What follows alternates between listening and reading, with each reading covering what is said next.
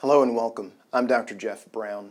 Hopefully you're excited about getting started today, as I am super excited to be starting out on this journey with you. The topic that I want to cover today, the topic that I want to give you some insight on today, is to show you how to get and direct your body to burn body fat for fuel by reducing the total number of grams of carbs a day that you consume. And again, let me say that one more time. The topic that I want to give you insight on today is how do you get your body to burn body fat for fuel by reducing the total number of grams of carbs a day that you consume, okay?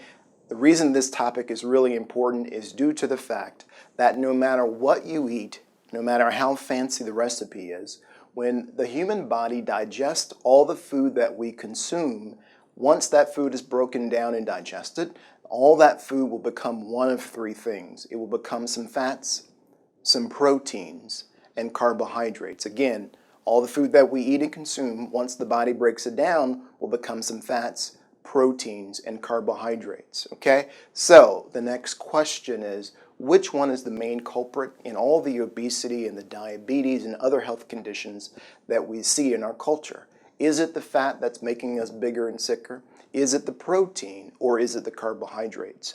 What do you think?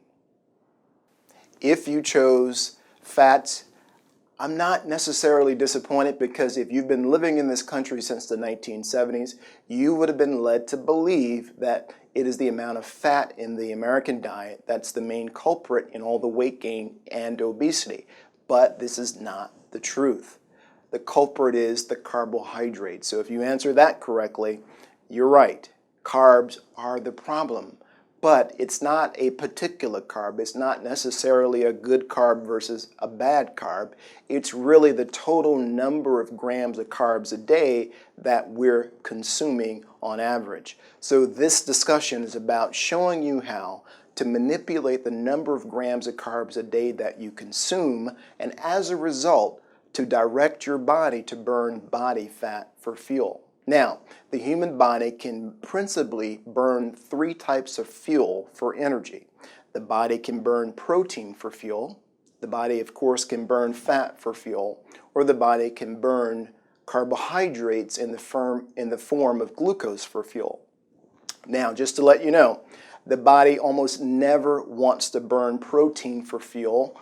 Why? Because your muscles and your organs are made of protein, so the last thing your body wants to do is to consume your muscles and your organs, of course. This is not compatible with life.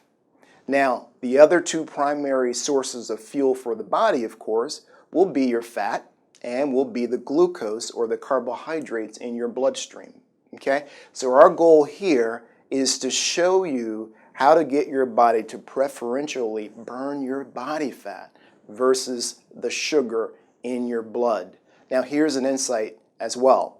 If your body has a choice, it's never going to touch the body fat that's available to it if there's an abundance of glucose in the bloodstream. Now why is this the case? This is the case because to your body, fat means something very differently than what fat means to you. To the human body, fat is life insurance. It means that the human body can live another day just in case there's a food shortage or famine that could break out, okay? So just know that to your body, fat means something very differently than what it means to you. So if the body has a choice between burning your body fat for fuel versus burning the sugar or the glucose in your bloodstream for fuel, the body's gonna go for that blood sugar every time. Make sense? So let's get started. Okay, so the first step in understanding how to get your body to burn body fat for fuel by reducing the total number of grams of carbs a day is to first understand exactly what is a carb. What types of foods are really carbohydrates. So what we're going to do here is to simply divide carbohydrates and foods that are carbs into three main categories. Now, I'm sure you've heard about different types of carbs most of your life, if not all of your life. I'm sure you've heard about fast carbs and slow carbs and good carbs and bad carbs, but we're going to simplify things. And we're going to break carbs down into three main categories, okay? So the first category of carbohydrates are what we call simple carbs, and they're also known as sugars. The second category of carbs are what we call complex carbs, and they're also known as primarily starches. And then the third category of carb that's probably going to surprise you, that it's actually a carb, is indigestible carbohydrates, primarily known as fiber. Yes, fiber is a type of carbohydrate, okay? So the three different types of carbs that we have so far, the three categories of carbs, are your simple carbs, aka your sugars, your complex carbs, aka your starches, and then your indigestible carbs, aka fiber, okay? So what I'm going to do next here is to list in the first category, your simple carbs. I'm going to list some common food examples of carbs that belong in this category. Now, if you like, this may be a good time to go ahead and pause the video and test yourself by writing out food examples of simple carbs that you think belong in this particular, the first category of your carbohydrates, okay? And I'll list them here in just a second. First type of food example that's a simple carb, of course, is table sugar. And when I say table sugar, I'm talking about the white stuff, the brown stuff, the organic stuff, the turbinado stuff. Table sugar is table sugar. Second example of a simple carb is the category of candies. Of course, candies are simple carbs because candies are made primarily of sugar, if not majority of sugar. Next category of carbs, simple carbs that is going to be the category of desserts. Of course, desserts tend to have a lot of sugar in them, so that makes sense. What about the fourth example of a simple carbohydrate? That would be honey. Believe it or not, although honey is all natural, it comes straight from Mother Nature, just understand that a pack of honey will have more sugar often than a pack of sugar. Okay? And right now, I'm not even saying what you can and cannot have. I want to make sure that you know exactly what's a carb and what's not a carb and what type of carb it actually may be. Okay? Next example of a simple carbohydrate is fruit. So all fruits have sugar in them. So anytime you're having a piece of fruit, just understand you're having sugar. You're having a form of a simple carbohydrate. Now, know this, all fruit are not created equally. Bananas are considered fruit candy, whereas your berries are going to have much less sugar. By the end of this presentation, you'll have a list of fruit which are good to do if you do them in the right amounts. Okay, what else? Since fruit are on the list, of course, juices would be there. So virtually all commercially available juices will have a certain amount of sugar, and in most cases, quite a lot of sugar. Okay? Next example, food example of a simple carbohydrate would be soda. Okay? Soda often is going to be sweetened with high fructose corn syrup or cane sugar. I like to say that soda for the most part is liquid candy. Soda is not hydration. We'll come back to that, but just understand, in my opinion, soda is a form of liquid candy. Now, commercial juices are not far off, and for the most part, commercial juices are virtually equivalent, and in some cases, commercial juices will have more sugar than soda. Okay? So what else do we have here? Syrup. So even if you go and tap the maple tree yourself, syrups are going to have, of course, a lot of sugar in them. So what about agave nectar, A-G-A-V-E? Agave nectar is a more natural form of sugar. It's a brown liquid. It's slightly thinner than honey. Is it more natural than white bleached table sugar? Yes, it is, but agave sugar is liquid sugar. Okay, what else? What about dairy? Dairy products belong in the simple carb category because of the type of sugar that's found in dairy, and the name of that sugar is lactose. Lactose, L-A-C-T-O-S-E. Lactose is the chemical name for dairy sugar. So when I'm saying dairy products, I'm talking about cow's milk, of course. I'm talking about certain types of cheeses, but thankfully not all cheeses. I'm talking about yogurt and, of course, ice cream and things like that. Okay? What else is on this list? alcohol. Okay, alcohol certainly would belong in the simple carb category because alcohol will have sugar from the fruit or the grain that it was made from. Now, there are some exceptions, and those are going to be the distilled liquors, but we'll come back to that. Generally speaking, starting out in a weight loss program like this for the first time, whatever amount of alcohol you're currently drinking, you want to cut back by half, generally speaking, but we'll give you more specifics as we go ahead. Okay? Next would be energy drinks and sports drinks.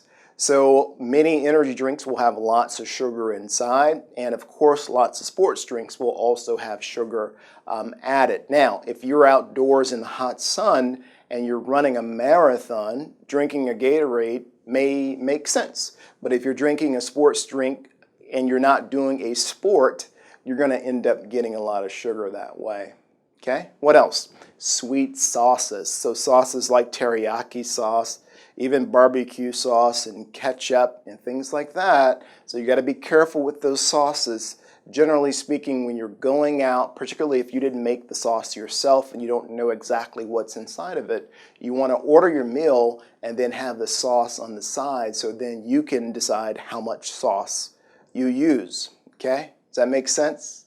So the first category of carbohydrates are going to be your simple carbs, also considered and also known as your sugars. Second category of carbohydrates are complex carbs, also called starches. So what do you think are some food examples of starches or starchy foods that belong in this complex carb category? So if the first thing that came to mind is rice, you would be exactly right. And really, all types of rice belong in this group of complex carbs. So we're talking the white stuff, the brown stuff, and even the wild rice. Now, white rice will have a lot more starch than wild rice, but eating any kind of rice in abundance when you're trying to lose significant amounts of weight don't really go together, okay? But have no fear, there are 3 stages to weight loss. There's the active phase, there's the transition phase, and then there's the maintenance phase. So the things that you're going to be doing in this very first phase of weight loss, right in the beginning of the active phase, doesn't mean that you'll have to do for the rest of your life. So for a while, you may decide to significantly cut back on rice. Then down the road, as you start to approach your goal weight, you may say, you know what, I've learned through trial and error that I can handle a half a cup or a cup of brown rice or wild rice twice a week and not gain weight, nor do I lose weight. Either way, we'll figure it out as you go along. What are some other food examples of starchy foods? Potatoes, okay? White potatoes, red potatoes, sweet potatoes. White potatoes will have a little bit less, white potatoes will have more starch than the sweet potatoes. When I say sweet, I'm not talking about candied yams, but all potatoes are very starchy foods, okay? What about flour-made foods? What are some foods made from flour? Of course, you're going to have your breads, you're going to have pastas, you're going to have cold cereals. So your cornflakes and your Captain Crunch and your Cheerios. Now, the flour-made food category could go on almost forever because it's the batter in your fried food. It's a thickener in your gravy. Virtually all baked goods will be made of some type of flour.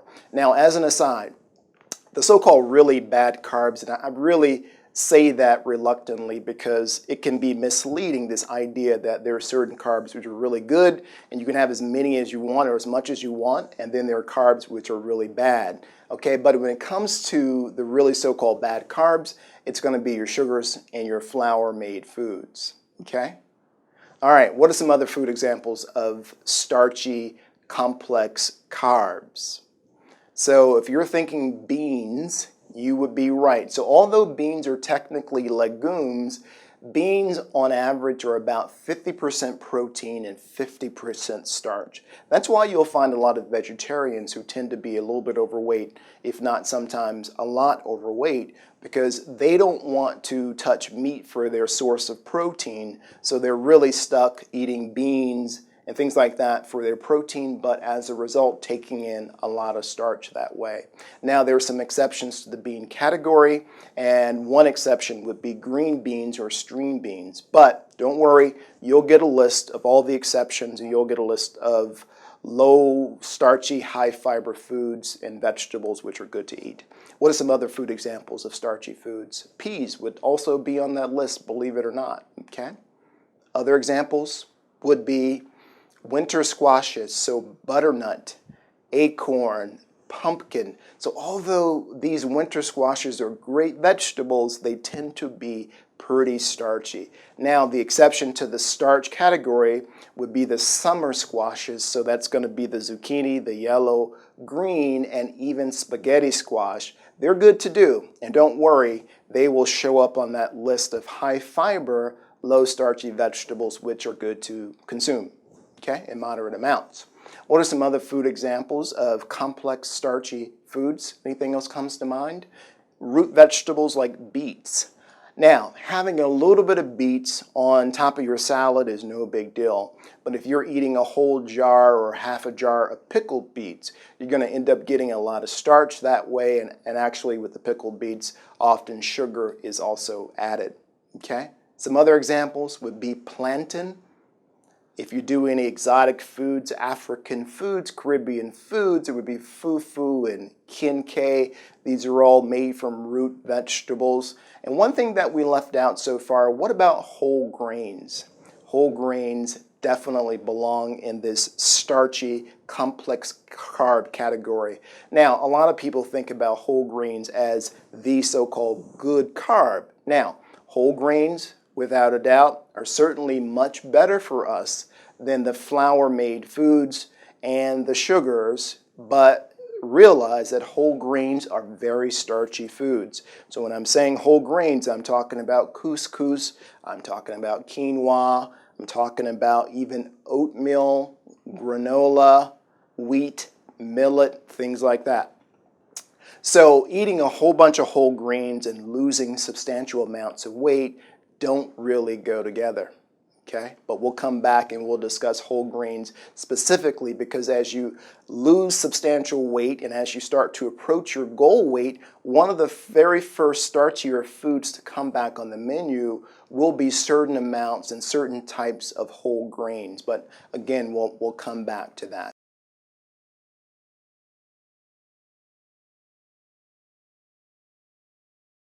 Okay, so this is a good representation of the second category of carbohydrates, which are starchy, complex carbs. So what about that third category of carbs that we talked about? We called this third category indigestible carbs, and the common name for this group is the fiber. Okay, now the reason that fiber is indigestible simply means we can't digest it, we can't break it down. So we humans lack the GI enzymes and the GI machinery to break down fiber. So as a result, when we consume fiber, it's in the mouth and out the other end virtually unchanged. So fiber is a carbohydrate, it's indigestible, and it is a really, really good kind of carb, because I'm going to tell you here are some benefits of fiber. So let's think about some of those benefits. What are some of the benefits of eating fiber that you've heard about over your lifetime? Benefit number one would be 0 calories, because we can't break it down, we can't convert it to fuel, so there are no calories in the fibrous parts of foods. What are some other benefits of fiber? Second benefit of fiber is, hopefully you said, it keeps you regular. So that's really important, that fiber is good for bowel regularity. I tell my patients all the time that on average, a healthy bowel regimen is to have a BM 2 to 3 times every day. BM 2 to 3 times every day, and having adequate amounts of fiber in your diet can help you to achieve that. So that's benefit number 2. Benefit number 3 of consuming fiber in your diet is going to be that it helps make you feel fuller. Okay? So when you're eating foods which have high amounts of fiber, The fiber in those foods will help you feel fuller. Why? Because again, we can't break down fiber, so it kind of sits in your stomach, it expands, it takes up space, and there's less room to put other things in your stomach as a result. What are some other benefits of fiber? Another big benefit of fiber is that it actually does lower cholesterol. So if you're suffering from high cholesterol, you want to certainly max out safely and directed by a health practitioner the amount of fiber in your diet, because this may be a way that you can reduce the amount of statin lipid lowering medication that you're on, or potentially coming off that medication, of course, under the direction of a healthcare practitioner. Okay? So fiber lowers cholesterol. What's another benefit of fiber? Another big benefit of fiber is it helps flush toxins out of your colon. So even after you have a BM, there's still going to be some debris, of course, left over in your colon. So fiber kind of helps sweep away all those additional toxins in your colon. And then lastly, a big benefit of fiber is that it slows the absorption of sugars in the bloodstream. So if you were to eat something sugary along with something fibrous, the fiber itself would form a gelatinous matrix, so thus reducing the absorption, slowing the absorption rather, of the glucose into the bloodstream. It doesn't really stop the glucose from going into your bloodstream, but it does slow how fast it goes into your bloodstream. And of course, we'll talk about this in much more detail later in a later discussion, but that's really important because you never want your sugar, your blood sugar, to spike up and down a lot, because as a result, your insulin level will go elevated, will go high as well. Okay, so those are some huge benefits of consuming high fiber foods. And like I mentioned before, I'm going to give you a full, very well detailed list of high fiber vegetables to eat. Now, where do you find fiber? You find fiber in nuts and seeds and vegetables and fruits, in whole grains, in legumes and peas, things like that. It's the stem, it's the stalk, it's the branch, it's the husk, it's the peel. All that stuff that looks like it won't break down, guess what? It's really not breaking down necessarily in your body, okay? Fiber is a good thing. It is a type of carbohydrate. It's important that you understand that, okay? So let's review. Tell me, what are the three categories of carbohydrates again? Hopefully you said simple carbs, also known as sugars, complex carbs, also known as starches, and then indigestible carbs, also known as fibers. So you got your sugars, you've got your starches, and you have fiber. Those are the three different types of carbohydrates. Now, hopefully you're getting that, because before you can start reducing the number of grams of carbs you're consuming each day, you have to first know what's a carb. Okay, now you'll be provided a handout of everything that we just listed, so you can actually read it at your leisure and get all the great details. So let's move to the next level. So let's imagine that if we took some sugar in any form, let's say it's sugar from a fruit, or sugar from table sugar, or sugar from agave nectar, or sugar from syrup, or some sweet sauce. Hi there, Dr. Jeff Brown. Hopefully you enjoyed that 25-minute preview of my course, Learn How to Burn Body Fat for Fuel. And if you want to complete the entire course so that you can start losing 1 to 4 pounds per week by directing your body to burn body fat for fuel, just click on the link below and I will see you on the other side. So hope to see you soon. Take care.